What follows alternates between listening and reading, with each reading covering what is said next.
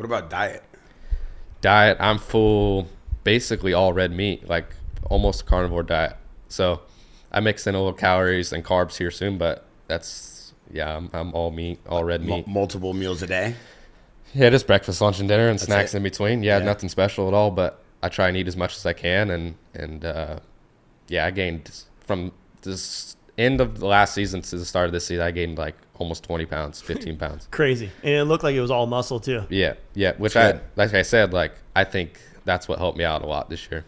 For sure, just being stronger and being able to like have that weight to like move the bike where you want it to and like put it in certain places. And like you said, like some of the dudes you race it against are bigger boys. Like they'll park you in a second. Yeah, and you look guys like Chase Sexton, they're big, they carry a lot of muscle around, and he's one of the best right now. So like you said, all the guys back in the day used to just cycle all the time, and like they were so like they were riding a 450 and they're 125 pounds, 145 pounds. Where it's like I feel like that's changing now. it is. Bro, speaking of Chase Sexton, did you watch last weekend? Mm-hmm. Did you watch last weekend? Yeah, who didn't watch it? Yeah, I mean, can we talk about this guy? He's like probably one of the fastest dudes on the track right now, right?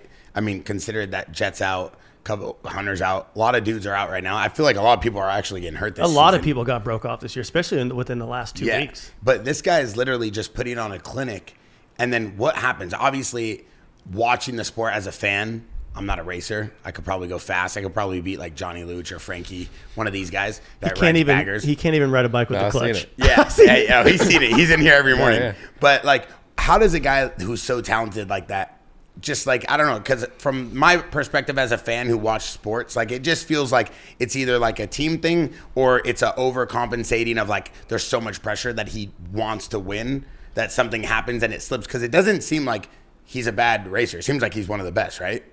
Yeah.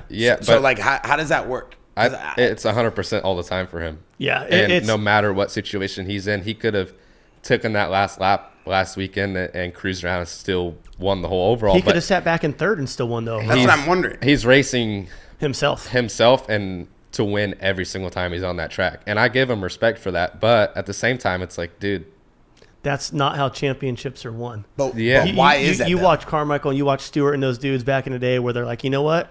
I'm just going to salvage a third today. I'm a third place guy versus going for it. But, dude, when you have that confidence and you know you can win and you're coming from dead last to top three, you know what I mean? Like, you know you have it. And mentally, sometimes you're like, I want to show these dudes what the fuck's up. Like, this is what I'm better than you.